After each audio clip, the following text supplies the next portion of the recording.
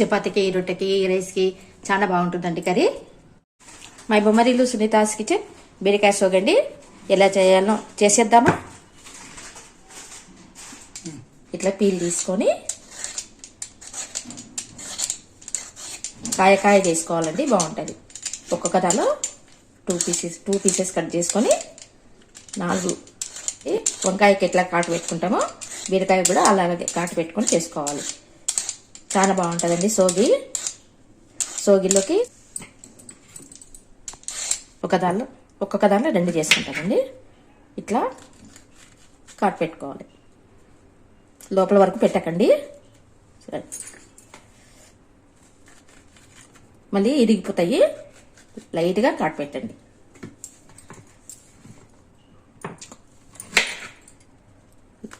వంకాయలాగా చివరి వరకు పెట్టకూడదండి. వంకాయకి కాడ ఉంటుంది కాబట్టి చివరి వరకు పెట్టినా ఏం కాదు.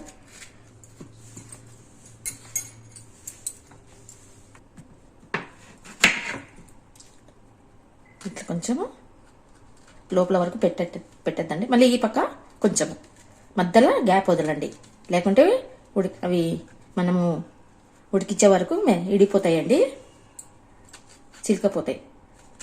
కొంచెమే కాటు పెట్టాలి, ఎన్నికలు కూడా పెట్టాలి. బీరకాయలు, కొబ్బరి, నువ్వులు, పల్లీలు, మిరపకాయలు, బేబీ ఆనియన్స్ అండి. అట్లే బేబీ ఆనియన్స్ ఒకటి వేయాలి. ఇవి ఫస్ట్ మనము బీరకాయ తీసుకుని కుక్కర్లో ఒక విజిల్ రానిస్తామండి. మనము మామూలుగా పెన్నంలో తిరువాతకి వేస్తే చాలా సేపు అవుతుంది కదా, వేసి వాటర్ వేయకుండా ఉడకబెట్టుకోవాలండి. పాలతో ఉడికించుకోవాలి. దీనికి బీరకాయ సోగికి పాలు బాగుంటాయండి. ఒక్క విజిల్ వేస్తే మెత్తగా అయిపోతుంది, బాగా మెతువుగా ఉంటుంది బీరకాయ కూడా టేస్ట్గా. మనము చాలా సేపు అవుతుంది కదా, పెన్నంలో పోపు వేసి ఉడికించామంటే చాలా సేపు అవుతుంది కదా. ఇలా మనం కుక్కర్లో పెట్టేసి ఒక విజిల్ రానిస్తే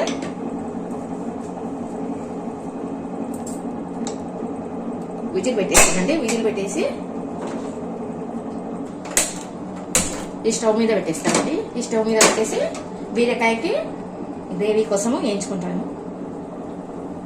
పాలతోనే చేయాలండి, నీళ్ళు మాత్రం ఏమాత్రం బాగుండదు. బీరకాయ సోకి పాలతోనే చేసుకోవాలి. కొద్దిగా ఆయిల్ వేసుకోవాలండి.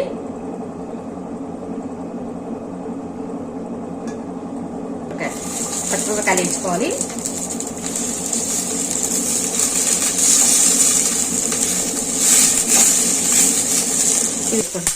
పల్లీలు వేసి ఎంచుకోండి.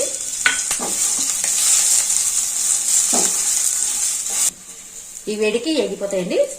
బంద్ చేసి స్టవ్ ఈ నువ్వులు వేసేస్తే ఉన్న వేడికి ఆ వేడికి వేగిపోతాయి నువ్వులు. చూడు అప్పుడే చిటపట అంటున్నాయి చూడండి.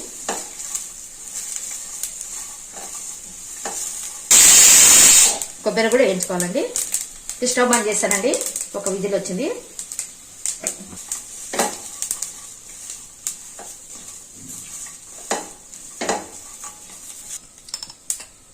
ఒక స్పూన్ ధనియాల పొడి అండి.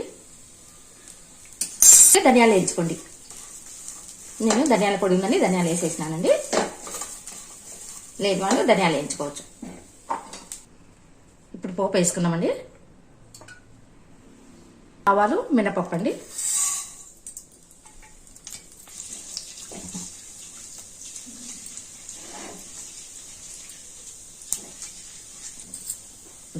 ఇంగువ,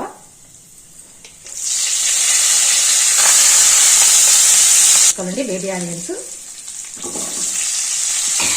ఈ చిన్న ఆనియన్స్ కింద మనం ఉంటుంది కదండి, ఇది కొద్దిగా కట్ చేయకూడదు అనమాట. కట్ చేస్తే విడిపోతాయి అనమాట.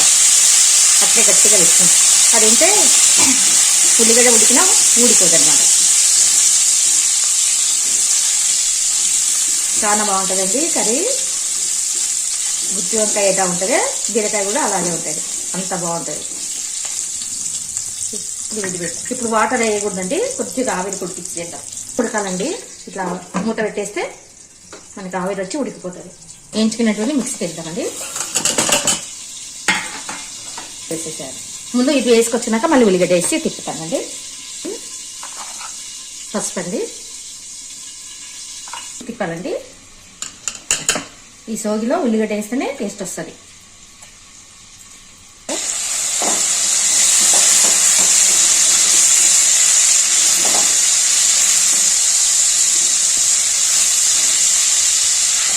ఒక 5 నిమిషాలు కలుపుకుంటే నీళ్ళు బాగా పడతాయి. సన్నగా మంట వేసుకుంటే మంచిగా మెతుగా ఉంటుంది ఆనియన్.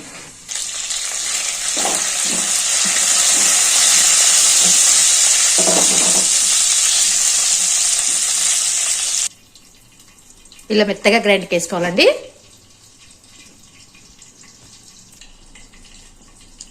ఇలా మెత్తగా గ్రైండ్కి వేసుకోవాలి. పేస్ట్ లాగా అయిపోవాలండి. చూడండి, ఉల్లిగడ్డ వేసే వరకు మంచిగా మెత్తగా పాలులాగా రావాలండి. గంధంలాగా రుబ్బుకోవాలి.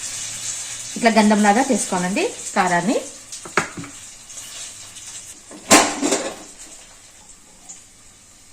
ఉడికిపోయిందండి, మెత్తగా అయిపోయింది. ఇట్లా చేసుకుంటే మనకు తొందరగా అయిపోతుంది కర్రీ.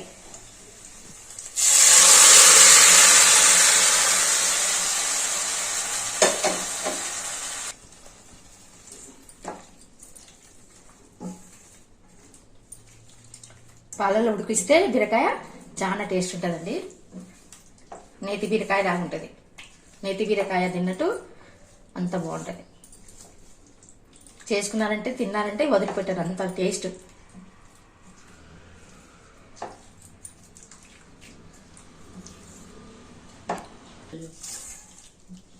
కొంచెం చక్కెర వేసుకుంటానండి.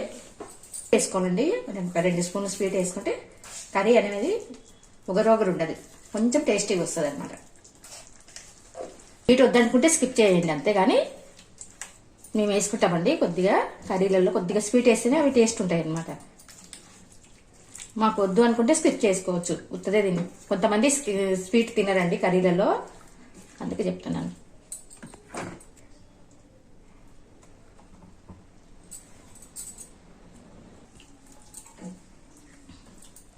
మిక్సీలో కారం ఉంది కదండి, అది మిక్సీలో పట్టుకొని మిక్సీలో దంతా పాలేసి తిప్పుకొని వస్తాను. ఎప్పుడు ఇది లూజ్ అయిపోతుంది.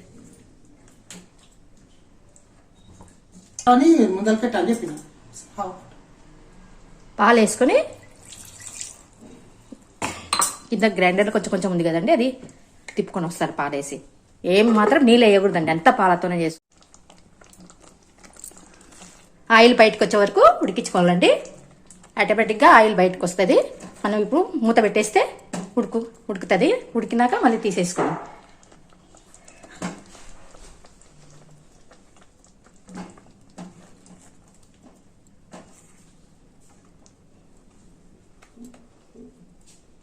ఇప్పుడు లిడ్ పెట్టేస్తాను.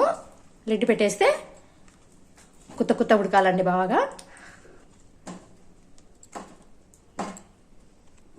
ఇంకా మూత పెట్టేస్తే సన్న మంట మీద ఉడికించుకోండి.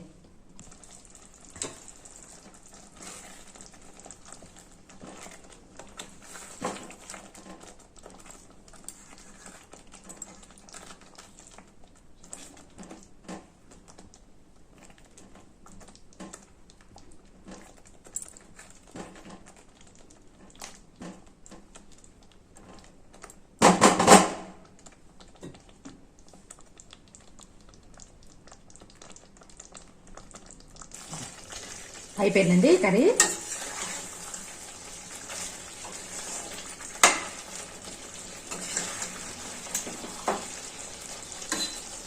చూడండి, అమృతమైన బీరకాయ కర్రీ అయిపోయింది. బీరకాయ సోగి తయారైపోయిందండి. బీరకాయ సోగి తయారు అయిపోయిందండి చేసేది.